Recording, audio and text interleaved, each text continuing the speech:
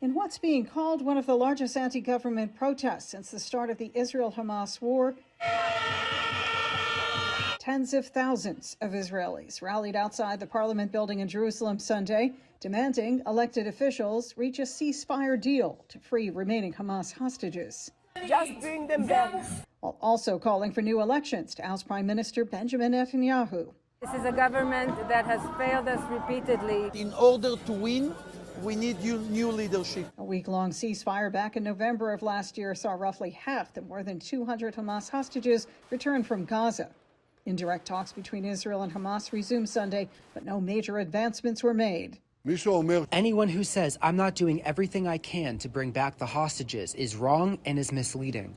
While Israel has flexed its positions in the negotiations, Hamas hardens its positions. Prime Minister Netanyahu has been firmly against a permanent ceasefire, claiming it'll only help Hamas. This, as he warned, efforts to overthrow his government will also harm hostage negotiations. The calls for elections now, in the middle of the war, just before the victory, will paralyze Israel for at least 6 months, 8 months in my estimation.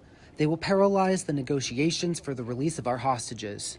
Netanyahu also doubling down on his vows for a ground invasion into the southern Gaza city of Rafah. That's where tens of thousands of displaced Palestinians are sheltering, but also where Netanyahu says the remaining Hamas strongholds are located. Sue Guzman, Fox News.